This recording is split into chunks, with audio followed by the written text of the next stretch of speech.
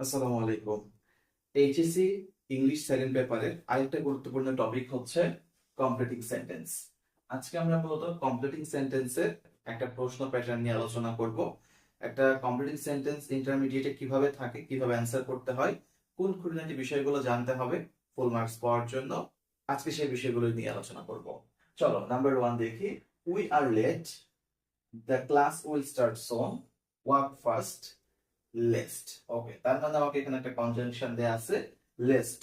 List যখন কোনো একটা বাক্যের মধ্যে থাকবে তখনই লিস্ট কখন বসে, লিস্টের পরবর্তী অংশটুকু কেমন হয়, এই বিষয়ে একটা স্পষ্ট ধারণা তোমার থাকতে হবে।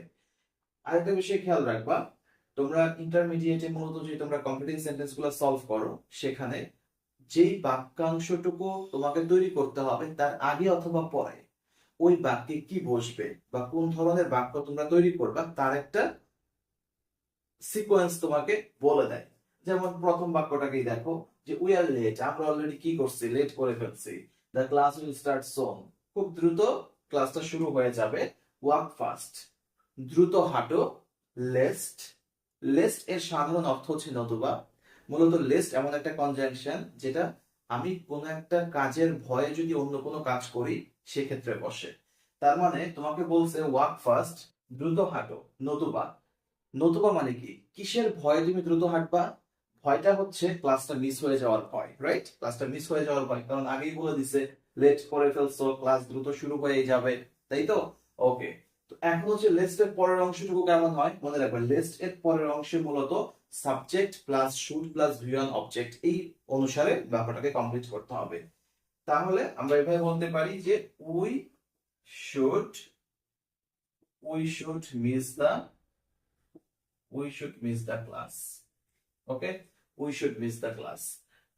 Walk fast, দ্রুত হাঁটো, নতুবা we should miss the class, নতুবা আমরা কি করতে পারি, ক্লাসটা মিস করতে পারি।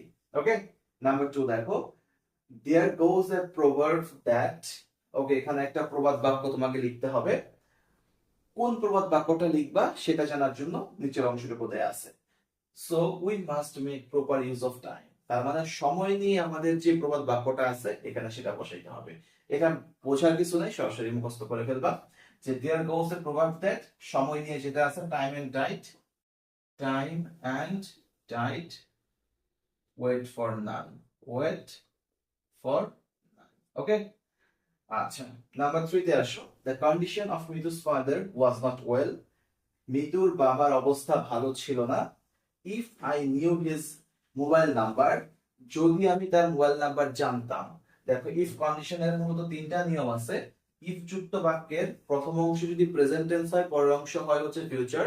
ইফ যুক্ত বাক্যের প্রথম অংশ যদি পাস্ট টেন্স হয়, যেমন এটা পাস্ট টেন্সে আছে, তাহলে পরের অংশ হবে হচ্ছে পাস্ট কন্ডিশনাল। পাস্ট কন্ডিশনাল কোনটা? সাবজেক্টের পরে ক্যান কুড, এরপরে ভি ওয়ান মানে ভার্বের বেস ফর্ম প্লাস অবজেক্ট। তাহলে if I knew his mobile number, I could call him, আমি তাকে কল করতাম, তাই না? তার মানে হবে কি, I could, I could call him, আমি যদি তার ফোন নাম্বার জানতাম তাহলে কি করতাম, তারে কল দিতাম, কল দিয়ে তার বাবার খোঁজ খবর নিতাম, এরকম। দো Bangladesh is a small country, যদিও বাংলাদেশ একটা ছোট দেশ। ওকে, তারপরে বাক্যটা গ্যাপ। পরের অংশে বলছে we are proud of our world heritage sites, আমরা আমাদের যে ওয়ার্ল্ড হেরিটেজ সাইটস গুলো আছে সেগুলো নিয়ে আমরা গর্বিত। তার মানে আমাদের দেশটা ছোট হলেও কি আছে, আমাদের অনেক ওয়ার্ল্ড হেরিটেজ সাইটস গুলো আছে। তাহলে পরের অংশ হবে though Bangladesh is a small country, she has, she has a lot of world, world heritage site, heritage site. Okay, সংক্ষেপে লিখে দিলাম। আচ্ছা, এখানে সি কেন লিখলাম? সি লেখার কারণ হচ্ছে আমরা মূলত বাংলাদেশকে মানে আমাদের দেশকে মাতৃভূমি বলি। মাতৃভূমি বলার কারণে এটা অবজেক্ট হিসাবে সি বসবে, বাংলাদেশের অবজেক্ট হিসাবে সি বসবে। We are a free nation now, আমরা একটা স্বাধীন দেশ এখন। 1971 is the year when. Okay, fine. When দ্বারা মূলত সময়কে নির্দেশ করে, তাই না? আর যেহেতু এখানে 1971 একটা বছরকে বোঝাচ্ছে আর সেটা অতীতকালের কোনো ঘটনাকে ইন্ডিকেট করতেছে, তাই এর আগের অংশটা প্রেজেন্ট হওয়ার পর পরের অংশটা কি করতে হবে, পাস্ট টেন্স আকারে লিখতে হবে। তো 1971 ইজ দ্য ইয়ার, 1971 সাল হচ্ছে একটা বছর। হোয়েন যখন, উই উই গট, কারণ আমরা ইন্ডিপেন্ডেন্সটা পাইছিলাম আগে, তাই এটা পাস্ট টেন্স হবে। We got our our independence. Okay, we got our independence. অথবা আমরা এটা বলতে পারি যে we fought for our country, আমরা আমাদের দেশের জন্য যুদ্ধ করেছিলাম। ক্লিয়ার? ওকে, এখানে 5টা কমপ্লিটিং সেন্টেন্স নিয়ে আলোচনা করলাম। আরো কয়েকটা আলোচনা করব, তার আগে তোমাদের কাছে একটা অ্যানাউন্সমেন্ট জানাই। সেটা হচ্ছে যারা মূলত এইচএসসি 26-এর পরীক্ষার্থী আছো, তোমাদের জন্য আমরা একটা পেইড কোর্সের ব্যবস্থা করছি। সেটা হচ্ছে বাংলা প্রথম পত্র এবং দ্বিতীয় পত্র, দুইটাকে একসাথে আমরা বাংলা হিসেবে লিখলাম। বাংলার জন্য আলাদা একটা ব্যাচ, ইংলিশের জন্য আলাদা একটা ব্যাচ এবং আইসিটির জন্য আলাদা একটা ব্যাচ। এই 3টা ব্যাচেরই তোমরা যদি আলাদা আলাদা ভাবে যখন একটাতে পড়তে ভর্তি হইতে চাও, সেক্ষেত্রে শুধুমাত্র 500 টাকা দিয়ে তোমরা আমাদের এই অনলাইন কোচিংটাতে ভর্তি হতে পারো। আর কেউ যদি চাও যে না, আমরা এই 3টা সাবজেক্টের জন্য একসাথে একটা কম্বাইন্ড যে ব্যাচ আছে সেই ব্যাচের সাথে অ্যাড হতে চাই, সেক্ষেত্রে শুধুমাত্র 1000 টাকা বিকাশে সেন্ড মানি অথবা নগদে সেন্ড মানি করে তোমরা আমাদের গ্রুপে যুক্ত হতে পারো। আমরা এখানে মূলত কি করব, আমরা এখানে মূলত সপ্তাহে উইকলি আমরা ক্লাস নিব হচ্ছে 3টা করে। এই 3টা ক্লাসের মধ্যে প্রতিদিন, মানে যে 3 দিন ক্লাস হবে সেই 3 দিন দুইটা দুইটা করে বিষয় আমরা পড়াবো। এবং এই প্রত্যেকটা বিষয়েরই, যেহেতু আমাদের সাবজেক্ট হচ্ছে 3টা, কিন্তু পত্র হবে মোট 5টা। বাংলা প্রথম, বাংলা দ্বিতীয়, ইংরেজি প্রথম, ইংরেজি দ্বিতীয় আর আইসিটি।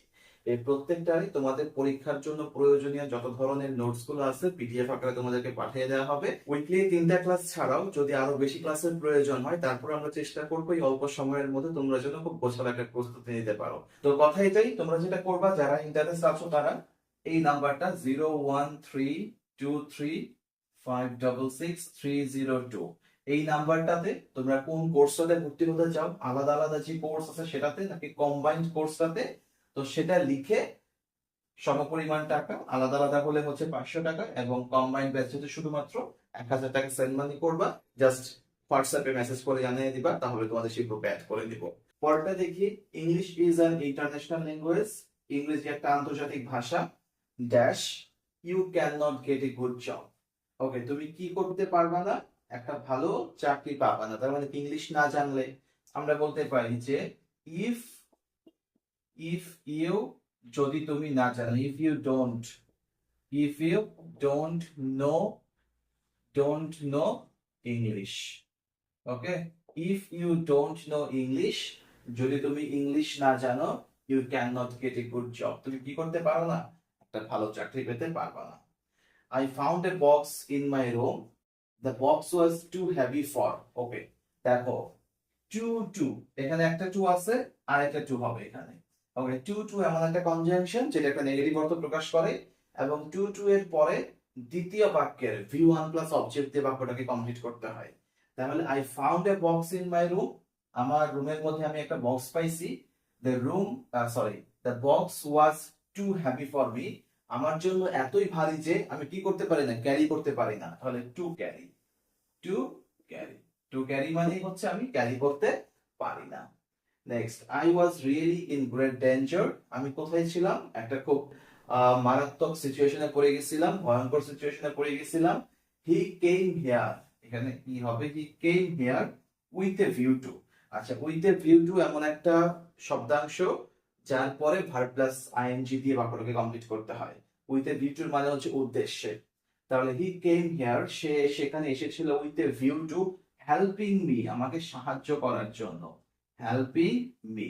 ওকে, আচ্ছা next, I can not recall his name, আমি তার নাম মনে রাখ, I can not recall his name, এখানে রিকল মিন্স হচ্ছে স্মরণ করা, তার মানে আমি তার নাম কি স্মরণ করতে পারি না। It is long since. Okay, since যখন সময় নির্দেশক হয় তখন প্রথম অংশ যদি প্রেজেন্ট হয়, পরের অংশ পাস্ট টেন্স হবে। তাহলে ইট ইজ লং, এখানে সিন্স হচ্ছে একটা সময়কে নির্দেশ করতেছে, তাহলে এটা অনেক সময় হয়ে গেছে। সিন্স যখন এখানে যেহেতু হিজ আছে, তাহলে আমরা এভাবে বলতে পারি we met last, we met last, আমরা সর্বশেষ দেখা করেছিলাম, সেটা অনেক কাল হয়ে গেছে, তাই কি করতে পারি না, আমি তার নামটা মনে করতে পারি না। Next, time will decide everything, সময় সব সিদ্ধান্ত নেবে। Do your best, do your best, তুমি তোমার সব থেকে সর্বোচ্চটা দিয়ে করো। Do your best what what you want what you want. তুমি যা চাও সেটা কি করো, সর্বোচ্চ দিয়ে করো, তাহলেই কি করবে, সময় সঠিক সিদ্ধান্ত নেবে। ওকে, এই ছিল তোমাদের ইন্টারমিডিয়েটের কমপ্লিটিং সেন্টেন্সের একটা প্র্যাকটিস ক্লাস। আশা করি তোমরা সকলেই বুঝতে পারছো। তো তোমরা যারা এরকম ইংলিশের গ্রামার নিয়ে আপাতত ভয় পাচ্ছ, আশা করি তোমরা আমাদের যে পেইড কোর্সগুলো আছে সেই কোর্সগুলোতে অ্যাড হয়ে যাবা এবং তোমাদের যে কোনো সমস্যা নেই আমাদের সাথে সরাসরি কথা বলতে পারবা। এবং চেষ্টা করব পরীক্ষার আগে ভালো সময় থাকতেই যেন তোমরা পরবর্তীতে প্র্যাকটিস করতে পারো, যে কঠিন বিষয়গুলো তোমাদের মধ্যে আছে সেগুলো খুব সহজ করে বুঝিয়ে দেওয়ার। সকলেই ভালো থাকো, পরীক্ষার জন্য ভালো প্রিপারেশন নিতে থাকো। আজকের মতো আল্লাহ হাফেজ।